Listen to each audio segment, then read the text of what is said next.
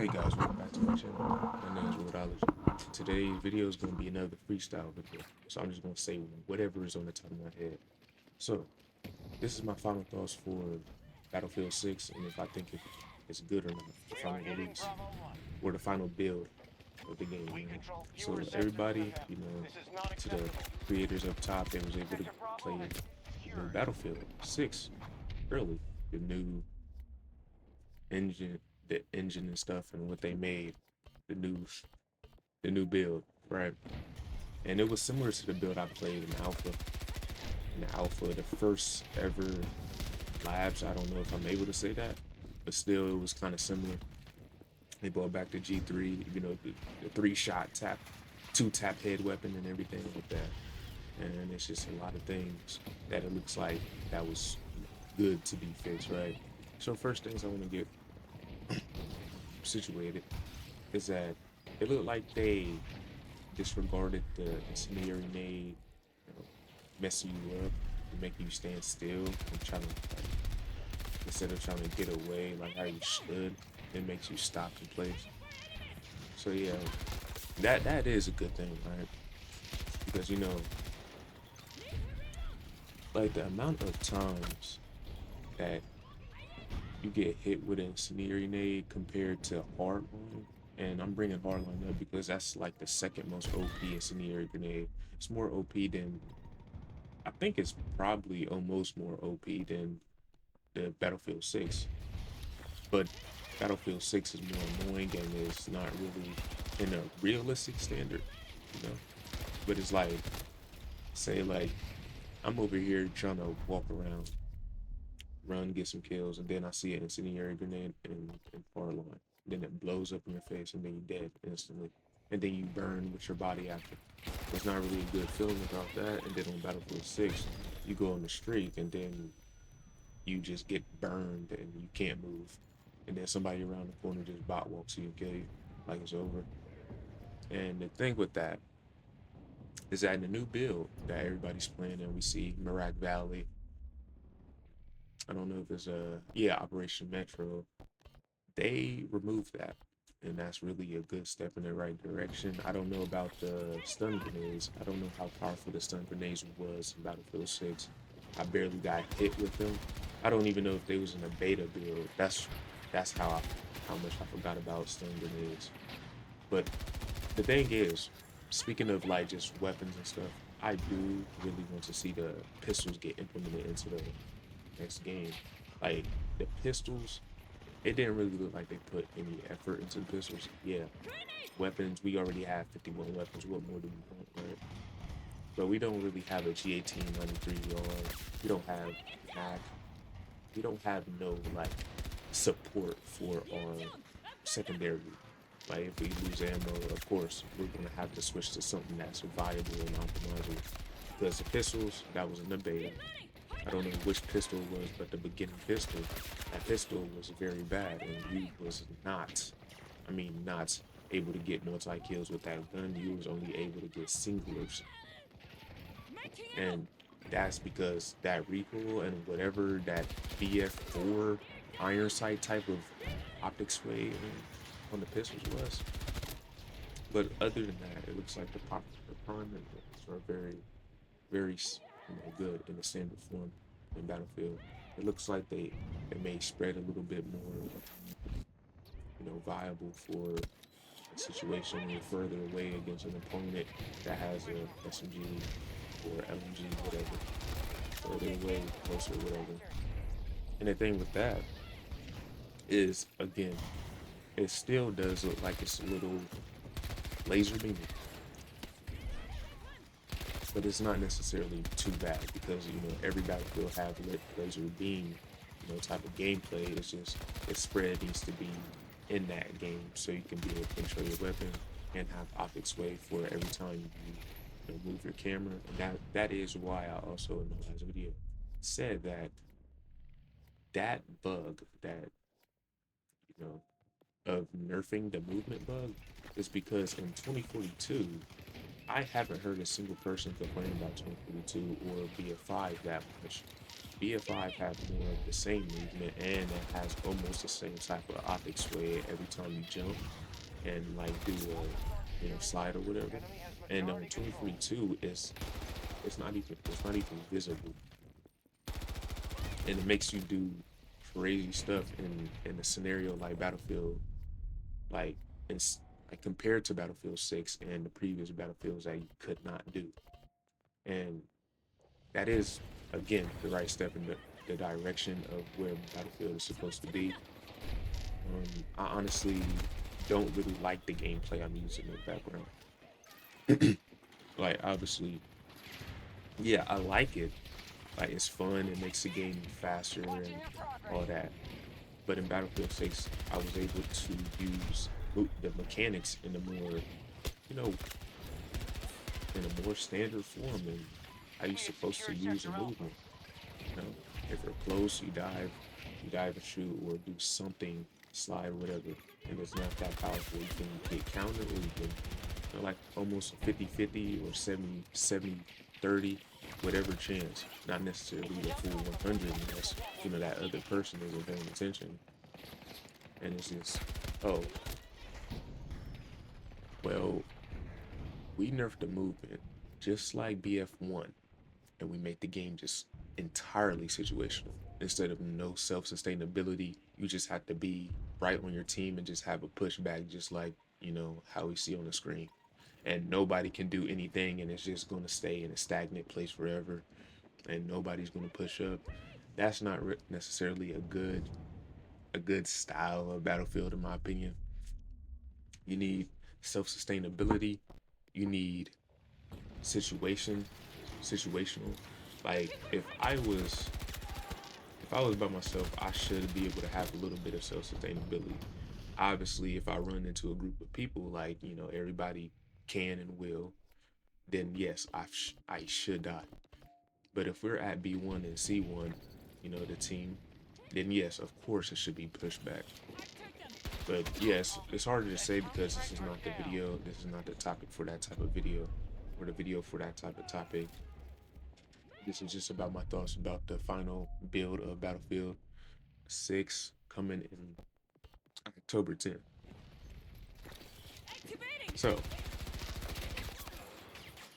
I'm going to go real quick on if I feel nervous about Battlefield 6.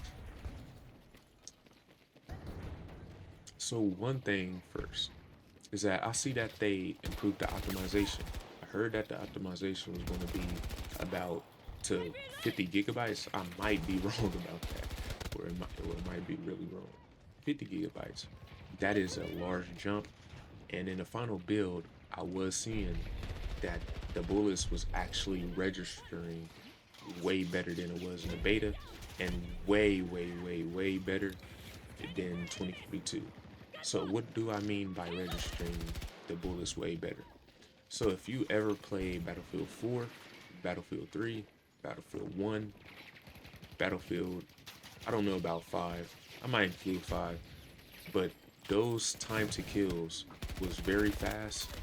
But the reason why it was very fast is because the optimization and the way the game played, meaning that the tick rate, everything was working perfectly.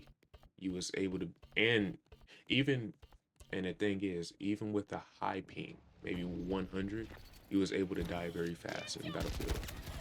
And dude, is a TTK too high for it? Or too low, whatever. I think the TTK is at its right form. Battlefield always was a fast TTK game in my opinion, and that's why I'm kind of iffy about the movement nerf, because like even if you was able to get movement on, you have to be a real bad player to get movement on in a situation where somebody is wide open just sliding. You really have to. You have to either be bad, your eyes not working, your arm is out of reach on your mouse pad, something. Because the TTK in Battlefield always been very fast. So I'm gonna go. I'm gonna go back onto the person who slid on me, and yes, I got caught with it. He was wide open. So I'm gonna include myself in the category about being bad, right? And the thing with that is that I couldn't believe it. I couldn't believe somebody slid on me. And there was actually some other people who did the same type of movement. I got them. Sometimes some people got me again with that. I got hit with a dive on Battlefield 6, talking about it right now. I got hit with a dive and somebody caught me with that. It's just a lot of stuff that can catch you off guard, and I think that should be how that should that is what Battlefield should be.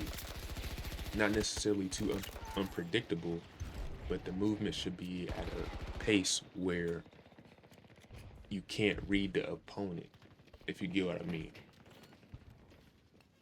Because in 2042, since everything is kind of Call of Duty style, you can literally read everybody's playstyle. Literally read everybody's playstyle. First off, people don't use the movement that much in 2042, and people who do, it's just very easy. This game is the easiest Battlefield in my opinion. The hardest Battlefield is obviously BF1 in my opinion because you cannot do jack in that game. You have to be literally a sniper, have the simile or whatever that sniper rifle is called, and sit in the back of the map and just get one taps to people who are trying to get to the objective in a wide open area. And that's literally the only type of play style you can do. And with that is I'm going to go right back on to the situational um, play styles, right? Everybody wants the situational play styles. I do as well, because you can't just like, of course, go in and run into the objective and just capture it and then you're done. Voila. You have to, you know, strategize your way into that objective, of course, but you also need the movement to be able to do that because, you know, people can capture an objective by themselves. People can. And not trying to get off topic. The situational playstyle in BF1 was very, very bad, and I do not want Battlefield 6 to copy that. Obviously, we're going to go back to the CQCs, and the CQC maps is,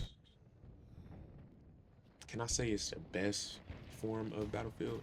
I think it's the best form of Battlefield. We're going to get bigger maps, of course. We're going to get bigger maps for Battlefield. And the thing with that, again, is if we do get bigger maps, like maps the size of BF1 and BF5 and all that type of stuff, we are going to have to do something about the movement speed. And yes, this thing is a little bit too much about the movement, but yeah, the movement speed. That's just all I'm going to say about it, the movement speed, because we're not going to be able to get to the objective that quick. Because I heard, and they actually said it, that we're going to have mercy rule into Battlefield.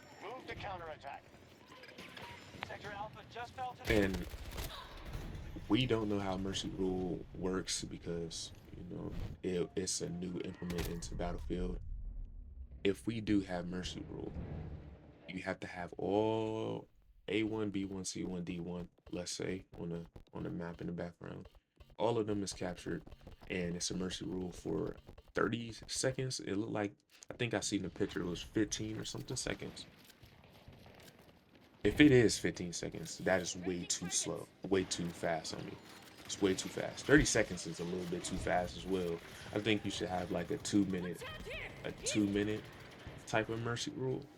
If they can't get at least one capture, then it's captured, because it takes a little minute to get a capture, especially if that team is going to be like getting wiped up in their spawns and they won't be able to get out. And then if somebody solo caps, somebody just going to spawn on that point and just get them. So I think it's a good idea. It's good.